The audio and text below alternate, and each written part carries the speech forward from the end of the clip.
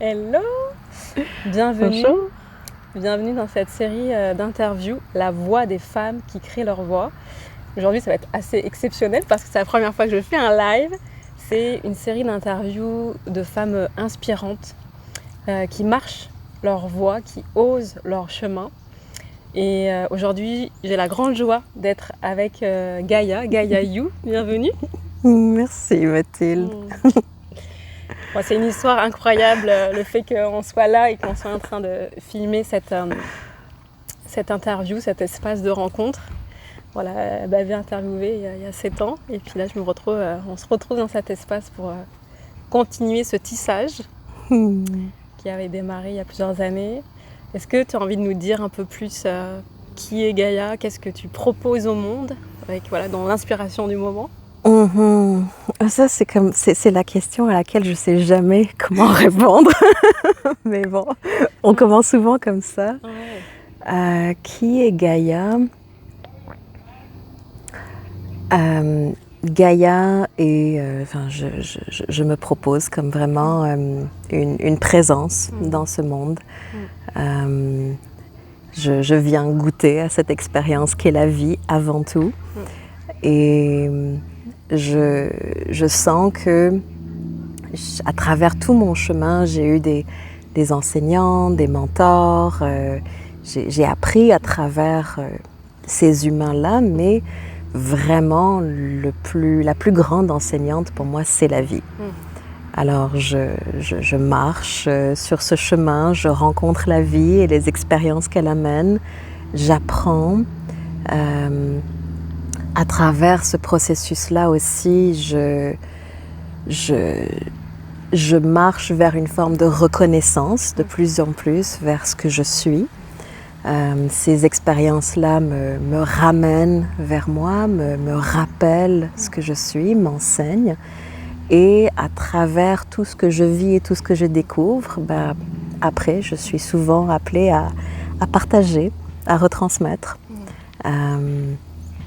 Alors voilà, je vis, j'apprends, je partage. Ça peut se résumer pas mal à ça. Enfin, bon, il y a plein d'autres choses. Je suis aussi maman de 3 enfants. J'accompagne les êtres sur leur chemin. Voilà, toutes ces choses-là. Mais vraiment essentiellement, je suis là pour goûter, pour me souvenir vraiment de ce que je suis. Et sur ce chemin-là de souvenance, de rappel à soi, voilà, je partage des pépites. Wow. Merci parce que je sais que moi j'aime ta sagesse. C'est aussi pour ça que j'ai envie de partager cet espace avec d'autres qui ont rendez-vous aussi avec ces pépites que tu portes depuis ton expérience. Est-ce que tu t'es sentie toujours sur ce chemin de vie-là, ou est-ce qu'à un moment donné dans ta vie, tu t'es dit il y a des choses à changer, comment tu écoutes cette sagesse de vie et comment tu te sens à l'écoute? J'ai clairement pas toujours été sur ce chemin. Il y a une partie de ma vie où j'étais beaucoup dans un chemin de volonté. J'ai une forte volonté. Fait que, dans le sens que si je me mets quelque chose en tête et que je me dis, ok, je vais dans cette direction, j'ai une capacité à mobiliser de l'énergie pour aller vers ça. Donc, il y a eu ça beaucoup dans le début de mon chemin, je dirais mon adolescence, ma vingtaine. Et puis, dans la trentaine, quand je suis devenue maman pour une deuxième fois, ma vie a beaucoup changé. C'est vraiment à ce moment-là que j'ai commencé à explorer davantage tout ce qui a trait au féminin. Le féminin sacré, qu'est-ce que c'est que ça? Et ça m'a amené en fait à développer une posture davantage dans l'écoute, dans le ressenti, dans la réceptivité, moins dans je pousse, je force et je vais dans ce que moi je veux, mais je m'arrête, j'observe, je ressens, je vois ce que la vie amène, ce qu'elle fait émerger à travers moi, puis j'emprunte ensuite le chemin qui naît de cette guidance-là. Et ça a vraiment été un gros tournant parce que à partir de ce moment-là, j'ai commencé à comprendre que il y avait vraiment une façon d'avancer dans ce chemin de la vie avec la vie, plutôt qu'à partir de vraiment ce que moi je pense ce que je dois faire et ce qui est bon pour moi et ce que je veux. Et puis c'est ça, et ça fait que ça amène aussi une plus grande flexibilité, une plus grande adaptabilité. Si je me dirige vers quelque chose, mais que la vie vient me réorienter, je me bats plus contre ça, je me dis plus comme oh non, c'est terrible, ça marche pas ce que je veux. Ben là, c'est comme ah ok, bon la vie m'amène ailleurs. Et ça, c'est quand même beaucoup plus fluide comme chemin. Est-ce que tu sens que c'est un chemin que tu cultives, genre t'étais dans le contrôle et tu l'es plus, ou tu sens encore les moments où tu veux faire quelque chose et tu veux encore contrôler, ou est-ce que tu sens que non, ça c'est plus là? Est-ce que c'est un chemin que tu as marché et tu dis ça y est, ça, c'est bon, je l'ai marché assez pour l'avoir intégré, ou est-ce que tu dis non, en fait il y a quand même encore des fois des résistances ou des contractions?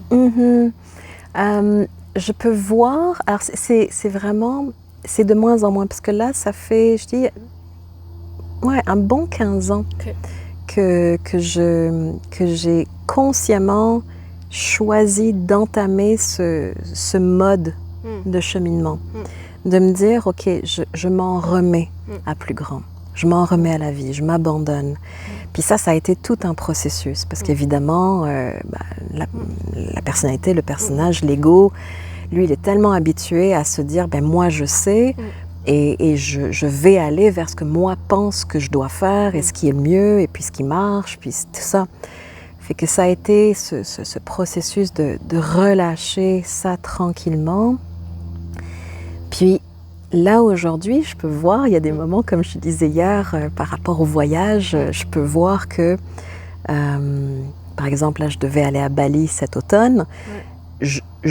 Moi, aurais aimé, voulu y aller, mais à partir du moment où j'ai vraiment senti comme, non, l'énergie ne va pas, puis il y a quelque chose qui bloque, c'est pas fluide. Puis à partir du moment où ça a reconnu ça, c'était impossible pour moi d'aller à l'encontre de ce que je ressentais. Puis effectivement, quand j'ai annulé, et quelques semaines après, j'ai eu mon accident, là j'ai compris comme, ah ok, c'est ça qui faisait que c'était pas fluide. Donc j'apprends vraiment à discerner. Oui, il peut y avoir des élans où parfois je reconnais, ah oui, ça j'aimerais, ça je voudrais, mais ça s'accroche pas à ça, ça s'attache pas à ça. Ça l'accueille parmi tout le reste de ce qui est là, puis ça avance, puis ça observe. C'est vraiment comme, c'est une présence attentive, permanente à ce qui est là, dans le ressenti intérieur, dans comment la vie répond, ce qu'elle manifeste, ce qu'elle montre. Puis plus c'est fluide, plus je sens que c'est aligné. Et ça, pour moi, c'est ce qu'il y a de plus important. Et c'est aussi, j'imagine, quand tu sens que c'est aligné, c'est fluide, c'est un peu ça. Exact. C'est un cercle vertueux. Exactement. C'est comme, ça montre que, ok, l'énergie circule, l'énergie va dans ce sens, ça va avec. Ce qui veut pas dire que il faut absolument que ce soit fluide pour que ce soit le chemin. Parce que parfois, il y a des obstacles, il y a comme, la vie vient tester, puis je sais pas, c'est comme ça goûte quelque chose de particulier. Quand la vie vient tester, quand elle vient nous confronter, et qu'on vient se frotter, dans ces moments-là, ce que j'ai tendance à faire, c'est de pousser encore un peu, puis de vraiment, vraiment observer déjà dans quoi je suis. Est-ce que l'obstacle, finalement, il vient refléter quelque chose que moi je porte? Est-ce que je suis mon propre obstacle là-dedans? à cause de croyances, à cause de limitations, etc. Puis si c'est ça, c'est l'occasion de venir transmuter, transcender ces obstacles-là, puis après ça s'ouvre. Mais si vraiment je sens que non, c'est pas de cet ordre-là, mais qu'il y a l'énergie juste ne circule pas là, j'ai vraiment appris à juste lâcher prise, puis faire comme ok, c'est juste que c'est pas là, c'est ok. Et tu as développé du coup cette écoute fine de ton corps. Comment tu écoutes, genre quand tu dis que tu es à l'écoute de cette énergie, tu la sens à partir de ton corps, j'imagine, plus que ta tête, mais est-ce que quand tu as des désirs, une volonté de je veux faire quelque chose, aller là, est-ce que cette volonté, comment tu la perçois? Est-ce que c'est une volonté de ta tête ou une volonté du cœur? Parce que peut-être des fois tu as une volonté du cœur qui peut matcher. Par exemple, si à un moment donné tu dis j'aimerais bien aller à Bali, tu sens que des fois ça s'ouvre, c'est là, voilà, dans ton cas tu connais, ton frère habite là-bas, donc c'est peut-être plus fluide, mais tu as envie d'aller dans un pays, tu dis je sais pas, je m'ouvre à ça, et puis quelqu'un peut-être te contacte et te dit hey. Mais c'est ça, c'est comme je disais, comme mon coup de cœur, c'est l'Islande. Puis je me dis moi j'aimerais aller en Islande, mais dans la façon que je fonctionne, je vais attendre que la vie me vienne avec une proposition pour faire comme ok, j'y vais. C'est juste comme ça que ça fonctionne pour moi, tu sais. Mais effectivement, je peux voir que souvent, ce que je veux, ça peut venir de projection. Tu sais, c'est mon mental qui se projette dans quelque chose, et puis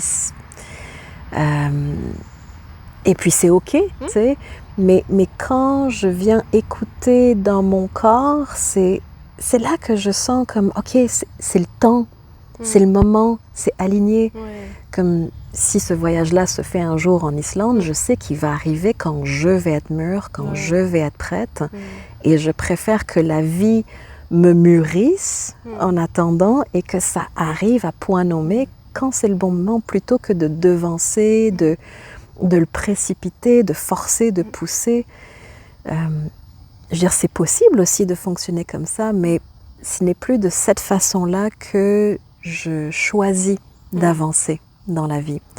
Puis comme on en parlait hier, tu sais, ça, dans ce que j'observe de mon expérience depuis que ça fonctionne comme ça pour moi, j'observe vraiment une fluidité tellement organique dans tout ce qui se déploie, dans tout ce qui se manifeste pour moi, dans tous les projets. Je vois qu'il y a tellement peu d'énergie à mettre dans la manifestation de ça. Évidemment, il y a de l'énergie à mettre dans le travail pour le rendre réel, mais j'ai pas je pousse pas, je force pas avec l'énergie, parce que le courant m'amène là-dedans naturellement, parce que c'est ça qui se passe. Tu sais. Ouais, et je trouve ça beau, cette sagesse. Et moi, j'aime bien dire, c'est un peu suivre son évidence. Et après, qu'est-ce qu'on met derrière le mot évidence, quoi? Toi, tu suis ce flow. Et oui, j'entends cette écoute fine. Est-ce que quand tu écoutes, est-ce que c'est quelque chose que tu écoutes à l'intérieur et tu vois ce qui émerge de là? De dire, ok, est-ce que j'ai une idée, et tiens, est-ce que je vais voir comment cette idée, on va dire, arrive à moi dans la matière par des invitations, des choses comme ça? Ou est-ce que tu attends que ça arrive dans la matière, et après il y a une invitation, et après tu vois si ça match à l'intérieur avec toi? Ou ça peut être les deux? Les deux. Ok. Ouais. mais souvent, ça va arriver. Ok. Tu sais, vraiment comme pour le Maroc, le désert, c'est arrivé. Okay. Pareil, les retraites à Bali, c'est arrivé. C'est mon frère qui m'a dit, mais pourquoi est-ce que tu n'organiserais pas des choses ici? Puis je dis, mais oui, c'est vrai, tu sais. C'est... Et j'aime ça, parce que j'aime comment tu l'appelles, cette évidence, tu sais, ce moment où c'est tellement évident, la vie conspire à ça. C'est ça, pour moi, c'est ça qui me permet de m'assurer que c'est aligné, que c'est juste, que je suis à la bonne place. J'aime le voir un peu comme si, finalement, je reste toujours là. Je reste dans un espace, je suis là, je suis ouverte, je force pas, je pousse pas, tu sais, ça reste là et puis ça magnétise. La vie vient à moi. Et puis après j'accueille, je recueille ce qu'elle me demande, je mets en œuvre, j'agis là-dessus. Et puis vraiment souvent je suis la première à être émerveillée de ce qui se passe parce que moi le prévois pas. Tu sais, puis après je suis témoin de qu'est-ce qui se déploie de ça. Je suis comme waouh. Comme on parlait hier. Si quelqu'un m'avait dit il y a 5 ans que je vivrais la vie que je vis aujourd'hui avec ce que je propose, que j'offre sur tous les plans, j'y aurais jamais cru. Parce que c'était pas ça que je pensais, que moi allais faire. Mais c'est toujours d'être dans cette posture d'accueil, d'observation de qu'est-ce qui me vient, quelles sont les demandes qui me viennent, quelles sont les propositions qui me viennent. Puis et à partir du moment où ça arrive, ok, et je réponds. Ouais.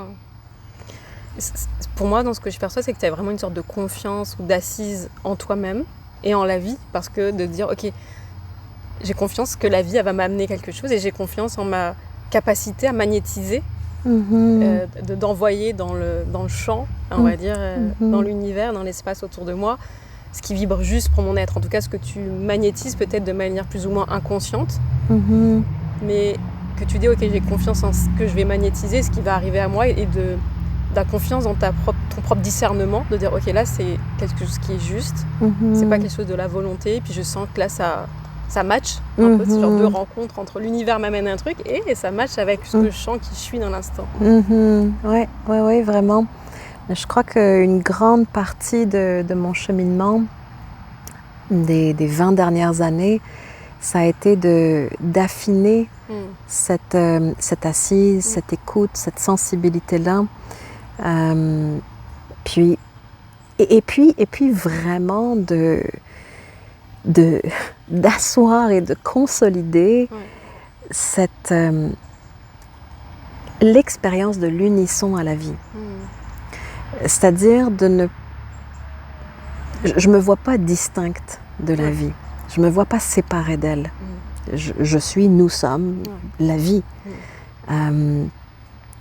Et quand il y a cet espace qui se clarifie, qui se dépose, c'est certain que la vie va amener ce qui est juste à émerger à travers ce véhicule-là. Vraiment, c'est comme si j'étais une marionnette. Mon corps, ma personnalité, tout ça, c'est un instrument.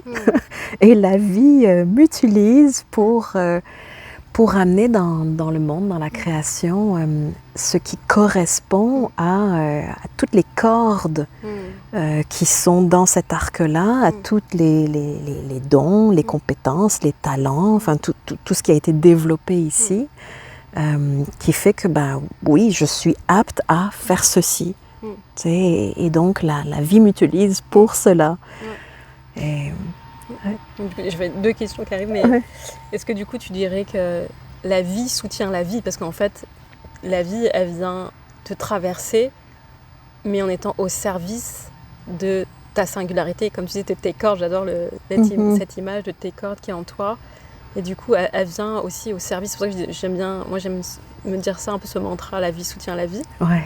Et est-ce que tu sens que c'est ça, que ça vient vibrer avec qui tu es et que du coup, est-ce que tu vis pas de frustration de dire « Ah, mais moi j'ai peut-être des désirs en tant qu'humain et peut-être que c'est pas ça que la vie m'amène forcément ». Est-ce que tu as rencontré ça ou en cheminant, tu t'es libérée de désirs qui fait que tu n'as pas de frustration ou d'impatience, que c'est comme ça que je veux que ça soit ou de cette manière-là ou à tel moment?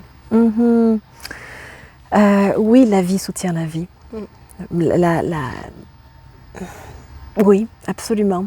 Ça se traverse, ça se vit, ça se goûte, ça se déploie à travers notre expression. Puis, est-ce que je vis des... Non. je trouve que c'est tellement complet. Puis et vraiment, il y a beaucoup de choses que j'offre aujourd'hui, encore une fois, que je ne m'imaginais pas offrir il y a 5 ans. Fait que c'est comme plutôt, en ce moment, je vois que en fait, la vie réveille ces cordes en moi. Je porte vraiment une grande importance dans cette incarnation sur le principe de la souvenance. Mon chemin est très caractérisé par le processus de me souvenir. J'ai vraiment cette impression que moi, mais nous, on n'a pas tant de choses à développer parce qu'il y a déjà beaucoup de choses en nous. Et donc, plutôt que de chercher à développer quelque chose, le processus, c'est plus de reconnaître, de réactiver, de me souvenir de tout ce qui est déjà là. Et c'est vraiment... et du coup, je découvre comme, ah mais oui, mais je suis apte à ça. J'ai la capacité de cela. Je connais ça en moi déjà. J'ai déjà goûté à ça dans d'autres incarnations, dans d'autres espaces. Mon âme, elle se vit pas juste de maintenant. Elle a déjà fait un certain chemin. Donc, elle a toutes ses mémoires en elle. Et comment est-ce qu'on peut venir réactiver ces mémoires pour réactiver ce qui est déjà imprégné, engrammé dans la trame, dans le blueprint de notre âme. Et ça fait que il y a des choses qui se réveillent, qui se réactivent, et je pars de cela dans cette vie.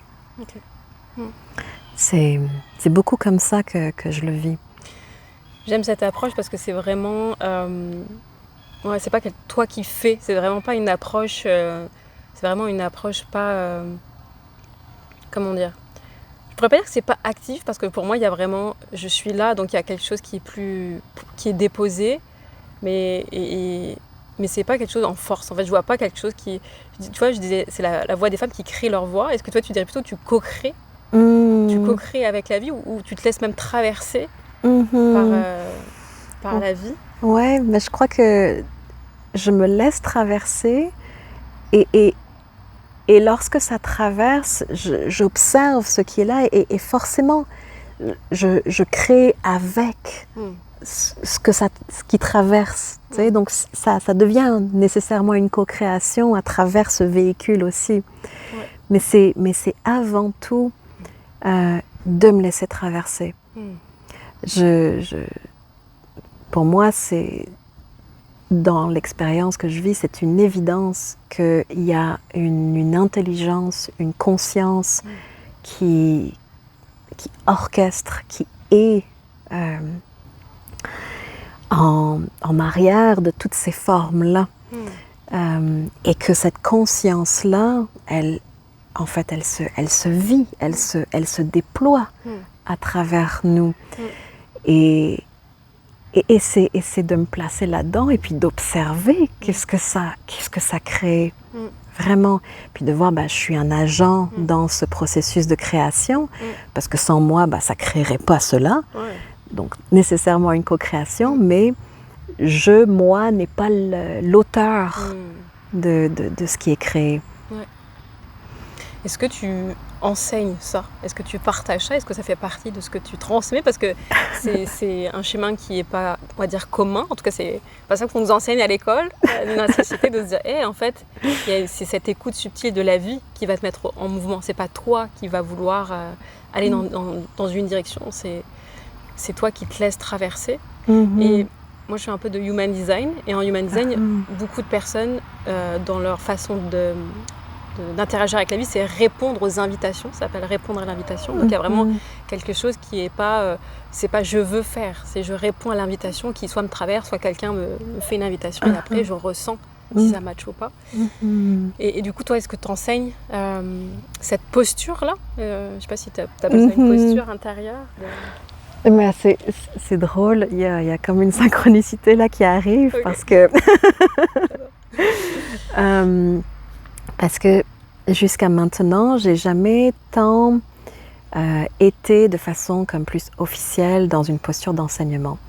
Comme je te disais, je suis beaucoup plus dans l'accompagnement, dans l'archétype de celle qui marche le chemin de la guérison et qui accompagne les gens dans leur processus de transformation, guérison, etc.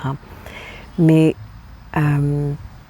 cet été, j'ai vécu vraiment un gros processus initiatique. Et il y a quelques semaines, je sentais qu'il y avait quelque chose justement qui planait autour de moi.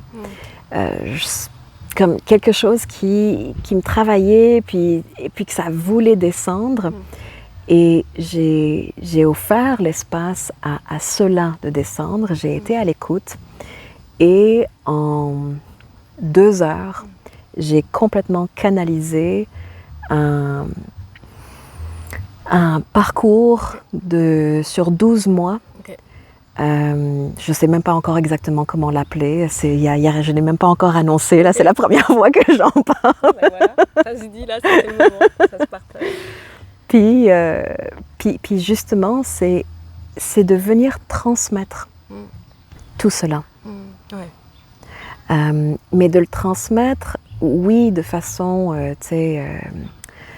à travers des enseignements, mais de le transmettre à travers le corps. Parce que beaucoup de ce que je vis, ça se vit dans le corps. Le corps est un outil qui aide dans le discernement, qui aide dans le placement. Et c'est d'apprendre à être à l'écoute de tout cela. Parce que si on nous enseigne juste des choses, mais qu'on ne vient pas le goûter, l'expérimenter, ça ne descend pas. Et fait que oui, il va y avoir prochainement l'annonce de quelque chose qui va commencer à transmettre, à enseigner ça. Ce que je perçois dans ce que tu vis, dans ce que tu incarnes, il y a vraiment cette paix. En tout cas, c'est ça que je ressens. Peut-être les gens le perçoivent aussi là à travers. Il y a vraiment vivre de cette manière-là, faire ce choix-là en tout cas, de vivre de cette manière-là, c'est paisible en fait. Je sens pas, il n'y a plus de lutte. Et on peut sentir... j'imagine que dans cette incarnation, justement, cette lutte ou cette dualité intérieure, on est toujours entre deux, et puis on vient d'un espace où on est, dans nos sociétés, on était beaucoup en mode survie, et donc la survie, on est beaucoup dans la lutte. Et dans ce que tu vis, il y a quelque chose qui est, ok, en fait, je m'abandonne à la vie, donc il y a cette confiance, on n'est plus en mode survie, on est en mode vie, on revient, et je pense que c'est un peu l'enjeu de l'humanité, elle est en train d'aller vers ça, dans je quitte la survie pour aller dans la vie en fait. Et c'est depuis de la vie qu'il peut y avoir cette éclosion sans fin, évidemment, c'est pas genre, il n'y a pas d'arrivée. Comme le lotus. Voilà, c'est ça. Et du coup, c'est ça que je perçois dans ce que tu enseignes, dans ce que tu incarnes, cette paix et cette vie en fait. Comment tu perçois ça? Oui, c'est beau, c'est beau. Oui, vraiment, je me sens pas du tout en mode survie. Et ça fait longtemps. Je me sens vraiment fondamentalement appartenir à la vie. Je me sens riche de toute la richesse et l'abondance naturelle de la vie. Et je crois que ça provient du fait que je ne suis pas limitée dans la croyance que c'est à moi de faire, que c'est à moi de m'en sortir, que c'est à moi de trouver comment. Quand on est tellement limité dans ce petit moi et qu'on se sent justement séparé de la vie et qu'on se sent pas appartenir, qu'on se sent pas fondamentalement, intrinsèquement soutenu par la vie, qu'on reconnaît pas la vie comme une conscience, comme une force, comme une intelligence vivante qui vraiment vient se vivre à travers nous. Quand on ne vit pas comme ça, on pense que c'est vraiment à moi de tout faire. Et ça amène énormément de pression, ça amène énormément de stress et puis de peur. Alors que quand on apprend à se détendre, puis ça a été vraiment, ça m'a pris des années, ça a été des initiations les unes après les autres de constamment relâcher, faire confiance, m'abandonner pour m'apercevoir à chaque fois à quel point justement la vie est là et à quel point elle soutient et que Et que même si je ne sais pas dans quoi je m'en vais, même si ma vie s'effondre et puis il ne me reste plus rien et que j'ai aucune idée vers quoi je m'en vais, mais que vraiment je m'en remets à elle, bah là, paf, elle me montre le chemin, elle me dessine la suite. Et puis ce qui émerge à partir de ce chemin-là, c'est de toute beauté. Et c'est jamais, jamais quelque chose que moi aurais pu imaginer. Ouais. Je trouve ça tellement précieux ce que tu partages, le fait que c'est pas à toi de faire. C'est pas à moi de faire tout seul. Ou, tu vois, il y a un truc que quand je t'écoute, ça détend. C'est genre, enfin, tu sais, c'est parce qu'en effet, quand on se sent séparé, on a l'impression qu'on est là, seul, en train de se battre dans la vie, en train de se dire, oh là, il va falloir que je fasse, que je survive, que da da da da. Et dans ton approche et dans ton expérimentation, c'est quelque chose de différent qui est, ok, en fait, c'est la vie. Je suis pas séparée de la vie, donc la vie, elle va œuvrer, quoi. Ouais, vraiment. Ouais. Et forcément, lorsque la vie œuvre, quand on observe vraiment la vie dans sa qualité intrinsèque, qui s'exprime à travers la nature, la vie est abondante. Ouais, c'est vrai. Et la vie ne fait que croître de façon tellement abondante. Tu observes un environnement où il n'y a pas d'interférence humaine, c'est abondant, c'est équilibré, c'est harmonieux, c'est de toute beauté. Et notre écosystème peut refléter ça aussi. Moins il y a d'interférences et d'interventions du petit moi, plus cette richesse et cette plénitude de la vie peut s'exprimer. Mais tout le chemin, c'est justement de tranquillement reconnaître le petit moi pour l'apprivoiser, pour l'observer, pour tranquillement créer un certain détachement, pour comprendre que moi, ce n'est pas tout ce que je suis. Moi n'est pas au règne de ma vie. Voilà. Donc c'est ça vraiment le chemin. Oui, c'est un chemin d'observation et de contemplation pour prendre de la hauteur ou prendre du recul pour se dire, ok, si à chaque fois je m'identifie à ce que je dois y aller, je dois faire, je suis seule, le chemin, il ne permet pas de vivre de goûter cette abondance comme elle pourrait être. Exact. Je trouve que dans ces moments-là, la vie, elle goûte à quel point c'est ardu. Qui reflète en fait la posture intérieure. Et c'est dur, je dois me battre pour avoir ce que je veux. Si c'est comme ça que je me sens, c'est ça que ça va refléter, c'est ça que ça va goûter.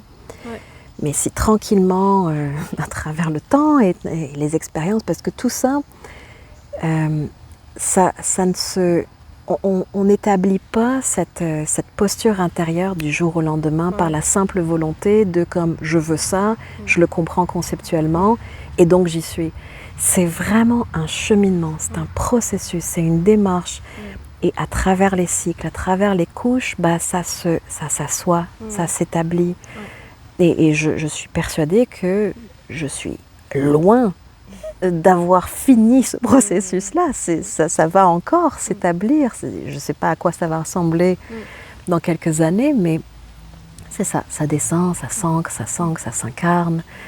Puis c'est ça. Et puis, moins il y a d'efforts, plus c'est doux, plus c'est fluide, plus il y a de l'évidence qui se manifeste. Comment tu vis, toi, en tant que maman de 3 enfants dans ton quotidien? Parce que à t'écouter, on se dit waouh, ça a l'air facile, il y a l'air d'avoir. Ça a l'air calme, paisible. Et j'imagine que toutes les personnes déjà qui ont des enfants disent mais moi, dans mon quotidien, je me sens souvent dépassée ou surmenée, ou je me sens. Dans quelque chose qui a l'air plus dur en fait, où j'ai l'impression qu'il faut que je fasse des efforts et que des fois j'ai pas envie. Comment tu perçois ça toi et comment tu expérimentes ça les fois où t'as peut-être pas envie, ou t'es fatiguée et t'as des enfants et il y en a plein qui vont dire oui mais il y a des obligations dans le monde. Comment toi tu le perçois ça? On fait avec tout ça et tout ça fait partie du terreau de l'apprentissage.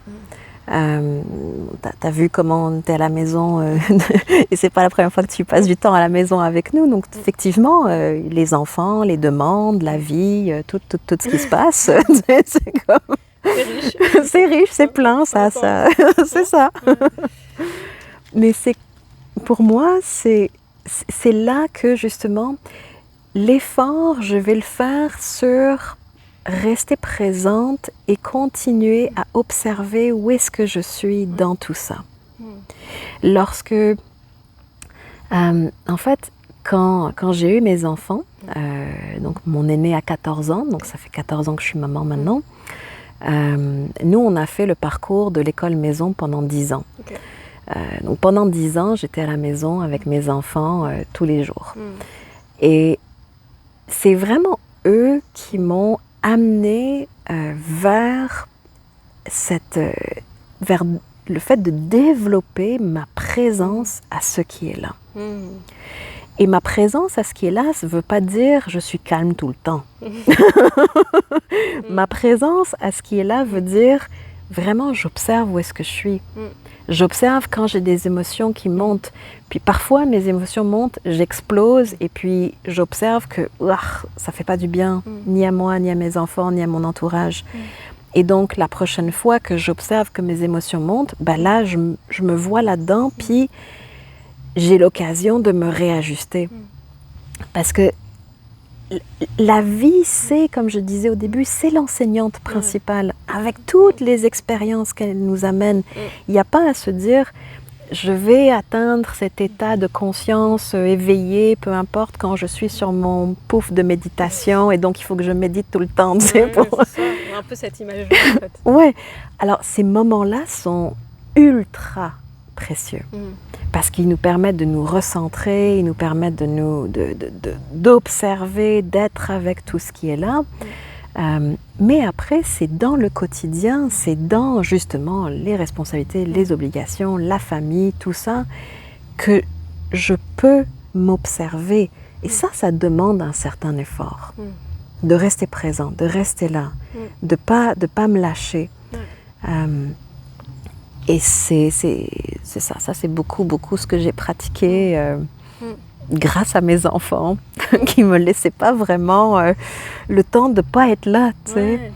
De se dire, maman, c'est pas le moment d'aller sur ton pouf de méditation, c'est le moment d'être là avec nous. Exactement. Ok, on va méditer ensemble. Exactement. En tout cas, revenir dans cette présence. Moi, je trouve ça beau parce que c'est vrai qu'on peut se dire, ok, je vais méditer.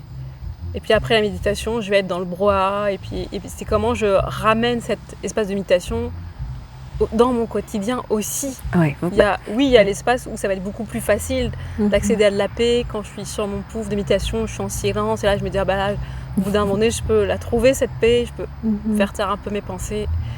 Mais dans mon quotidien, quand je suis dans les demandes, les enfants, il y a ça à faire, tu vas te dire c'est plus difficile. Et c'est là où j'imagine aussi que le travail se fait, en tout cas l'œuvre, c'est la présence. Alors, ok, là, je vais choisir d'être présente, rester avec qui je suis, alors que pourtant, je suis sollicitée vers l'extérieur et peut-être vers les histoires qui peuvent se raconter aussi dans tout ça. Exact. Et puis c'est là que c'est intéressant de voir à quel point j'arrive à rester présente à moi-même. On en parlait l'autre jour, tu disais que toi aussi, ce mode de nomadisme, de voyage et de côtoyer du monde, ça t'amène à développer cette aptitude à rester présente à toi tout en étant sollicitée et en interaction avec le monde. Donc c'est de ça qu'on parle finalement. C'est comment est-ce que je peux être là, mais tout en étant là aussi. Et pas juste je suis là et puis totalement absente à moi-même et à ce que je vis, à comment je me sens, qui fait que parfois j'explose ou je suis juste déconnectée de moi-même. Puis tu sais, je suis née dans une famille bouddhiste. J'ai commencé à pratiquer très très jeune. Puis pendant beaucoup d'années, plus d'une dizaine d'années, j'avais une sadhana quotidienne. Et à partir du moment où mon fils est né, il y a 14 ans, la vie me l'a fait sentir très clairement. Elle a dit, ok, maintenant ça suffit, ça. Okay. Tu te lèves de ton pouf et là maintenant tu viens incarner tout ça dans le quotidien. C'est là. Puis on le dit, le yoga, le réel yoga commence quand tu quittes ton tapis. C'est comme la pratique, où tu te pratiques, c'est quand tu fais tes pratiques, mais tu te pratiques pour ensuite aller le vivre dans le monde, dans la vie. Wow. J'ai des frissons quand tu dis ça, parce que je me dis, ah waouh, c'est ça, c'est comment j'amène ça, en fait, j'amène ça dans la vie, on est tout le temps dans la vie, mais comment j'amène ça dans le quotidien, et peut-être plus quand on est dans le dur, justement, en disant, ok, c'est à ce moment-là que j'ai besoin de m'offrir encore plus de présence et d'accueil dans ces moments-là, et c'est ces moments-là où on va se dire, bah non, mais c'est difficile, et c'est parce qu'on a pratiqué aussi en dehors, les moments où c'est plus dur, qu'on va avoir plus d'espace pour accueillir. Exact, et que le chemin, on connaît plus le chemin parce qu'on l'a pratiqué à partir d'un espace plus calme, plus serein, plus détendu, plus disponible. Comme par exemple, si je me pratique à ouvrir mon cœur pendant que je médite, et puis que je me trouve dans des états d'exaltation, et puis de bien-être, etc. Et puis que je sors de ma pratique, et puis là, je rencontre le monde, et puis je suis comme, tu sais, et puis je me mets à juger, et puis tu sais, finalement, je vais à l'encontre de ce que je viens de pratiquer. Mais si je sors de cette pratique et je me dis, ok, maintenant, j'amène ça dans le monde. Je marche avec ça, et puis j'observe. Et puis peut-être qu'à un moment donné dans la journée, je rencontre quelqu'un qui me regarde de travers ou qui a un commentaire, et puis là, je vois mon cœur qui se ferme. Mais là, je peux observer, mon cœur vient de se fermer, puis là, je viens d'aller dans le jugement. Et là, je peux choisir, qu'est-ce que je fais avec ça? Est-ce que je reste dans cet état, ou justement, est-ce que je reviens, je me ramène dans le cœur, je respire dans le cœur de nouveau, et puis je choisis d'ouvrir. Je choisis de continuer à marcher ce chemin, et je ne me referme pas juste à la moindre contrariété. C'est comme ça qu'on amène ces états dans le quotidien, dans le monde. Merci pour cette sagesse. Je sais pas, je regarde juste le temps parce qu'on pourrait parler pendant des heures, mais est-ce que tu as envie de transmettre ou de partager autre chose à ceux qui nous écoutent? Et en tout cas, moi j'ai de la joie de ceux qui vont peut-être vibrer avec ta médecine, avec ton enseignement. Et je trouve ça beau parce que à un endroit on peut dire waouh, t'es né un peu dans cette sens bouddhisme et dans cette façon de venir aller écouter dans cette méditation.